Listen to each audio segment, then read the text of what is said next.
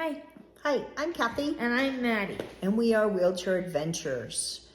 On our last video, we had said that we wanted to talk about Venice separately because it was a big venture to go to Venice. You think about anybody in a wheelchair in Venice. Can you do it? Can you not? Or how can you do it? Yeah. So we want to tell you how we did it. We stayed one night, only one night, because we were going down to Bari the next day to kind of squish in some family history trip along with everything else that we had done. So Venice. I had originally had booked a hotel that had an accessible room. It was farther into Venice around St. Mark's Square. St. Mark's Square?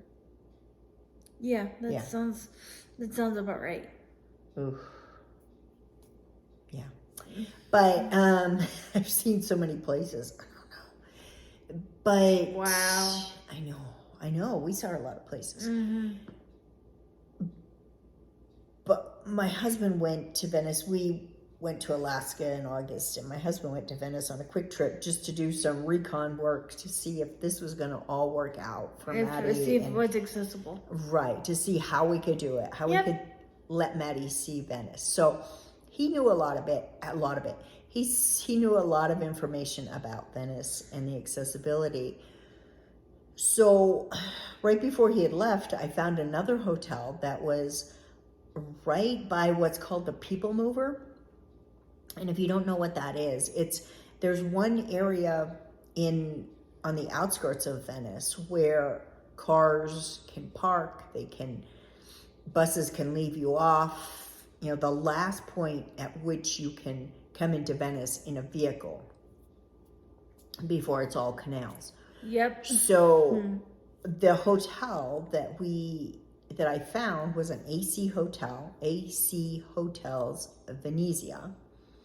And it was right outside of the People Mover as you came into Venice. It was neat. It was very nice. I did take a video, and we'll share that in another time. But it was very nice. It was workable. So he decided when he went, I still had the 2 hotel rooms when he went in August. And he came home and he said, we can't do the other one. It's too far into Venice to be hauling all of our luggage and Maddie and everything and getting on and off the People Mover? No. The vaporettos. Oh. Yeah. It said just stay at the AC hotel and then we'll just base there and we will go out and do things. Yeah. So I said, okay. And he had stayed at the AC hotel, so he knew that it was accessible, it was nice. Yeah, it's a Marriott property. It was nice. Mm-hmm. So the driver that brought us we disembarked the ship in Trieste, and we had a driver come and pick us up, and he was in a van. I can lift Maddie into a van, so that was easy. Everything, our luggage, wheelchair, went in the back of the van. And then it was a 2-hour drive to Venice, to this place where he dropped us off. And it was right outside of the People Mover. And the People Mover is basically a transportation from the place where everybody gets dropped off to the place in Venice, the farthest point at which cars can come in. Before you have to do boats. Right, before you have to use boats. So we got on the People Mover. It was not a problem. Actually, there's someone there that helped us buy the tickets. I think it was €1 or $1.50. Yeah. Yeah. And the elevator took us up to the platform. We got on the People Mover. It was a couple-minute ride. Do you remember? It was really fast. Yeah, it wasn't bad at all. It's like, are we here already? Because we had 3 bags. We had all of our carry-ons. The usual for being gone so long. Yep. So, so we got off the People Mover and we walked a little bit, and then we stayed, and my husband, because the AC Hotel Venezia, the side where you go in, the hotel desk clerk, you have to go upstairs. Crazy, I don't know why, but you go upstairs. but there is another entrance in the back where you can get in if you're in a wheelchair. Yeah. Which again, why do you have to go around? But Yeah, don't ask. so my husband went, took the bags, checked us in, and then we walked around. You had to go behind the buildings on the other side, and It was a little confusing. it was, because he couldn't remember where he No. had, yeah. But we found it. It was a narrow place where the door, and you could either use your key once you're checked in, or you ring a buzzer and they'll buzz you in. It's kind of weird. I don't know that I would want to do that at night, going all the way around the buildings, but yeah, during the day it was fine. So got checked in. Room was nice. It was a roll-in shower. Yeah. Big enough for the two of us. So then to get Hank was in another room. Right, there was no way 3 people are going to fit in there. Nope. So we dropped everything off, and then we decided to go, because we only had one day, really one afternoon, to explore the city. Thankfully, we weren't tired because we were coming off the ship and we were already acclimated. Yeah. So right across the square from the hotel was the vaporetto stations. And if you research using the vaporetto in a wheelchair, it's vaporetto 1 and 2 that are accessible, and they go all the way down to St. Mark's Square. I'm gonna check that, St. Mark's Square. So we got on. It was, in fact, we were in the wrong line, and an employee came along and said, "Oh, you have to go over here." And there was a sign that said, wheelchair, go to that entrance. And the vaporetto has a little rolling, accessible handicap sign on it, so you know that you can get on it. So we rolled Maddie on. They helped us, got her situated, and we went all the way down to St. Mark's Square, and we just walked around. The only place down there that we never did find a way to get Maddie down some marble stairs was the big building that kind of encircles St. Mark's Square. I don't remember all the shops. There were all kinds of shops. And it's just this big, I don't know, circle. Well, it's a big plaza in there, but it's a building, and you have to go upstairs. And we put her down, and on the way back, we pushed her up. The stairs were pretty wide or deep, so it was easy to move you up. Mm-hmm. But my husband swore that there was a place that she could go down, but we never did find it. So, but anyway, we got down. All along the water, all of the bridges all have ramps. They have stairs, and then they have ramps.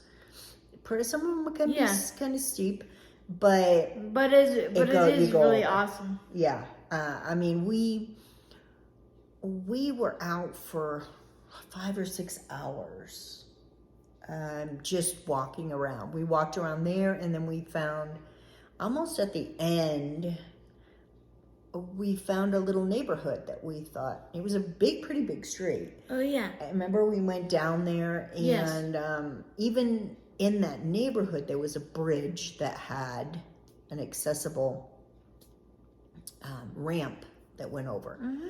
So we went over there and we explored that neighborhood, and it was a living neighborhood. There were people. There was laundry hanging. Mm-hmm, laundry hanging. There was, people out on benches in the park, and, we just walked and walked and walked. It was very lively. Yeah, it was over by the, something that we did not go and see. Artillery, arsenal, don't know. But the only thing that happened was we got to a certain point and we didn't have any more accessible bridges to go over. So then we had to turn around and come back and follow our path back to the main section. Yeah, the main that faces the water, whatever that is, the big tourist area. But otherwise than that, we got into a little neighborhood and it was really cool to walk around. So then we got back on the Vaporetto, and by that time we were pretty tired. It was time for dinner. Yeah. But you could have gotten off on different stops and just explored as much as you could.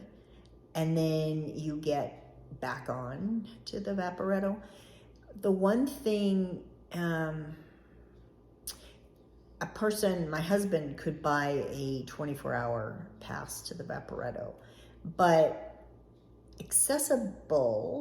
people that need accessible can't buy that.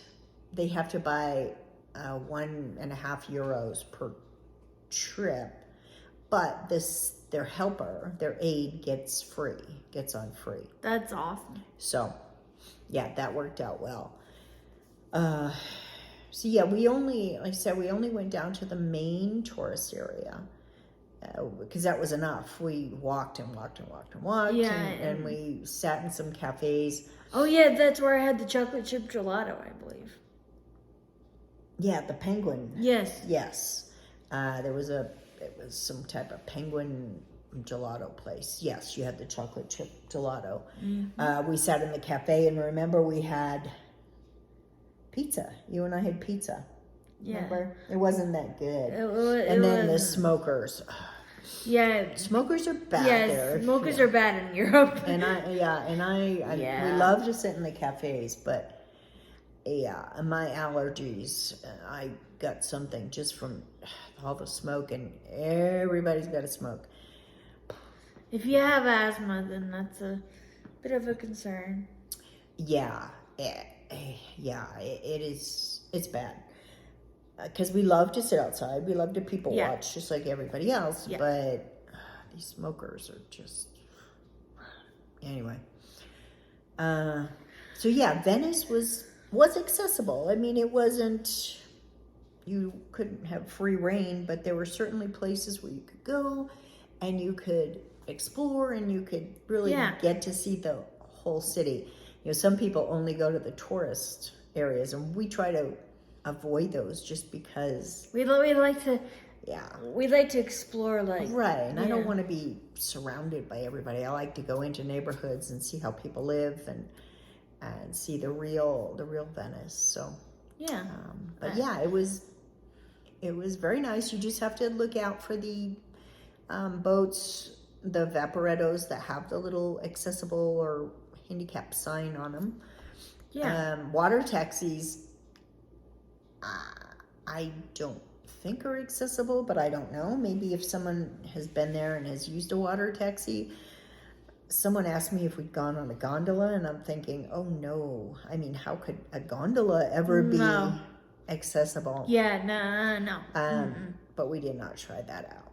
Nope. But anyway, going down the Grand Canal, just getting on the Vaporetto and going down the Grand Canal and just watching all the boats, and I mean, they're just all over the place. I don't know how there aren't more accidents, but it's just, and the architecture and every building is different, and it's beautiful. It's beautiful, beautiful. So don't be scared by Venice. I mean, if you, like I said, stay outside and like we did, or on the edge, and just get on a Vaporetto, and you can just go and explore as much as you can and get back on. And it was fun. Yeah, and explore. Mm-hmm. So, would you say Venice is accessible? Yes. Yeah. Yep. It's not fully accessible, but you can make it work. Yep. So there you go. There's Venice. That's basically the whole thing of Europe. You make it work. You make it work, yeah. Yeah. You do what you can. You're happy. Yeah. You try to find things that are different. Yeah. Or you follow a path as far as you can go, and then you turn around and you come back and you're happy. Yeah, that's how Europe basically works. We've discovered how that works. Yeah. Yeah. So, all right. So we shared pictures on Facebook, Wheelchair Adventures, Instagram, Wheelchair Adventures 8564. Check us out. If you haven't already, please subscribe to our channel. Yes, please subscribe to our channel. It means a lot to us. It does. And we will see you again. Bye. Bye for now.